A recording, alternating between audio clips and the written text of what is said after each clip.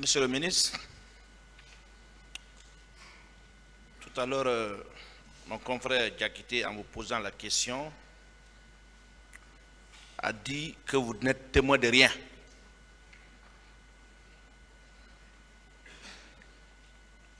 Moi, je vais apporter la démonstration que vous êtes témoin de quelque chose. Monsieur le ministre, à titre préliminaire, je veux qu'on précise ceci. Oui ou non, vous aviez été nommé ministre conseiller à la présidence et conseiller auprès du ministre de la Défense nationale avant de démissionner le 2 novembre 2009. Oui. Oui ou non?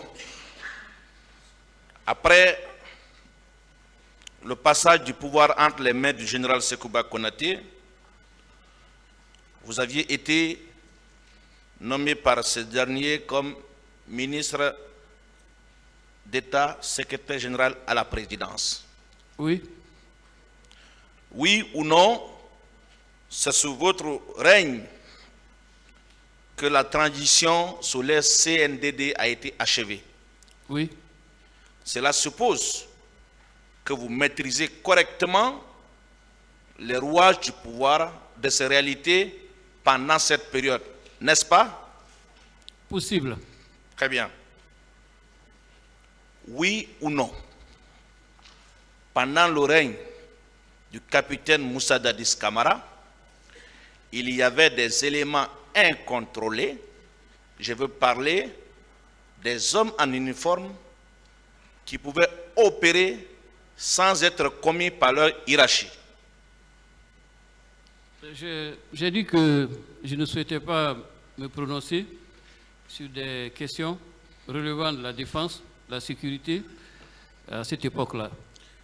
Vous savez, je vais me permettre de poser, c'est votre droit de ne pas répondre, mais vous avez rappelé quand même que vous étiez ministre auprès du ministre conseiller auprès du ministre de la Défense nationale, ce qui veut dire que vous aviez au moins certaines connaissances du comportement des forces de défense et de sécurité.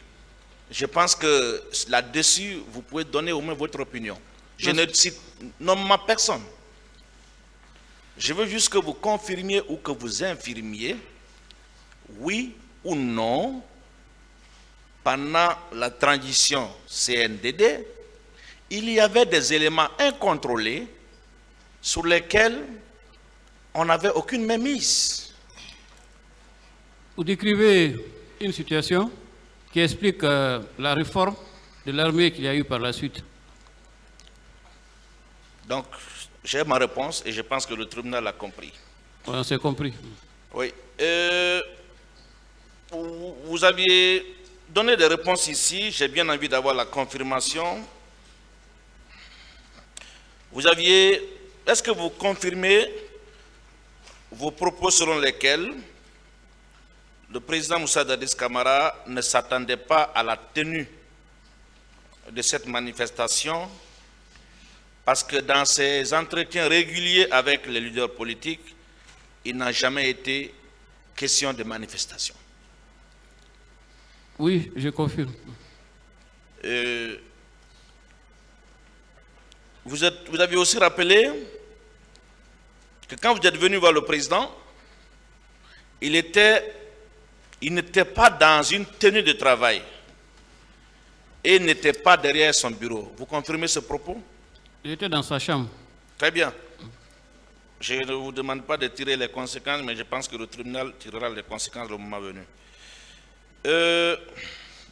Vous avez également déclaré ici que c'est à la demande du capitaine Moussa Dadis Camara que vous aviez appelé M. Sidia Touré.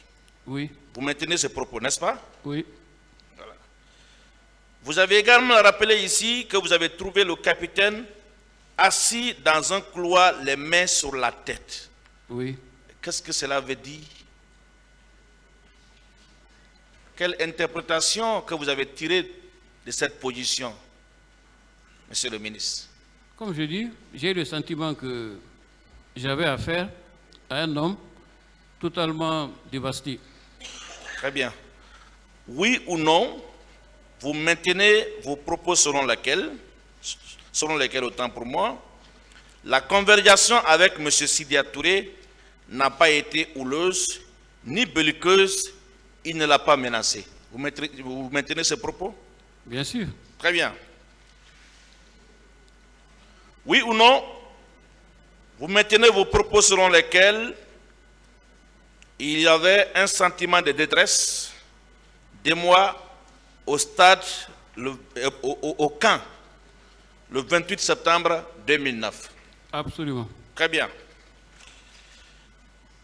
Alors, vous aviez déclaré tout à l'heure avoir trouvé le président dans une situation d'impuissance.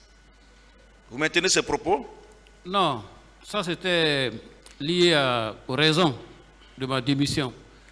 Mais Oui. tel que je l'ai vu, ne m'a pas personnellement rassuré par rapport à la situation qui Très bien. prévalait. Justement, c'est par rapport à ça que je pose ma question. Cette impuissance, selon vous, c'était face à qui ou face à quoi? Je ne saurais le dire. Je respecte votre réponse.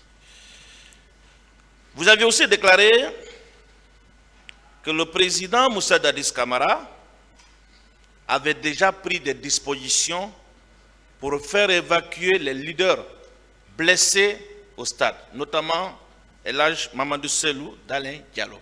Vous Oui. maintenez ce propos? Oui, parce qu'il m'en a parlé. Très bien. Oui ou non, M. Selou d'Alain Diallo et ses pairs sont librement sortis du pays pour aller se soigner avec l'accord et l'accompagnement du président Moussa Dadis Camara. Ça ne fait pas partie de mon témoignage. Pourtant, vous étiez ministre. Tout le monde sait qu'ils sont Une autre partis. question. Merci, Monsieur le Président.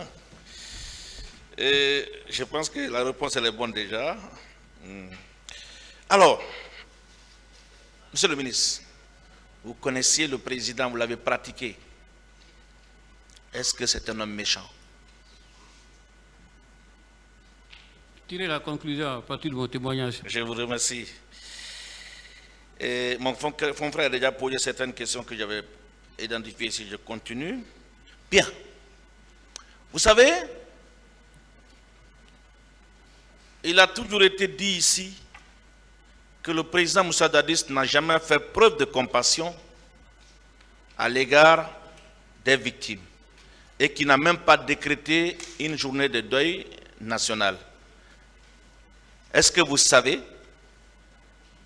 que le mercredi 30 septembre 2009 et jeudi 1er octobre 2009 ont été officiellement décrétés par le président Moussa Dadis Camara comme journée de deuil national. Vous vous souvenez? Non, pas vraiment. Je vais dès demain apporter la preuve que ces 2 jours ont été décrétés journée de deuil national. Et je produirai 2 journaux étrangers, Chaîne Afrique et un journal français.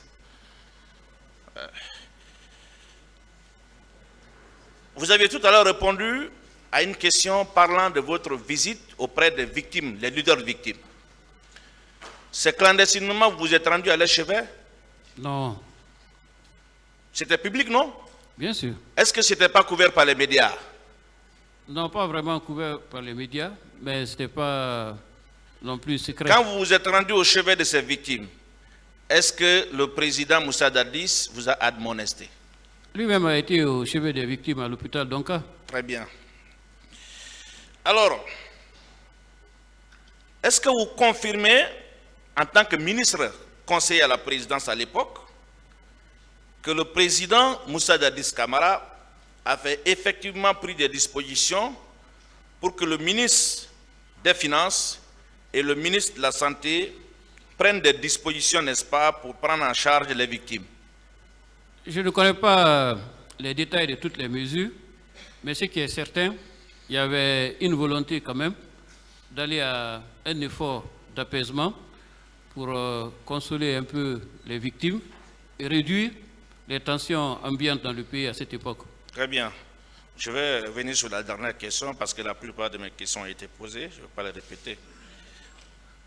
Que savez-vous de la commission d'enquête nationale et de la commission d'enquête internationale sur les événements du 28 septembre 2009? Au moment où ces commissions ont été mises sur pied, j'étais hors du pays. Je vous remercie. Merci, Monsieur le Président.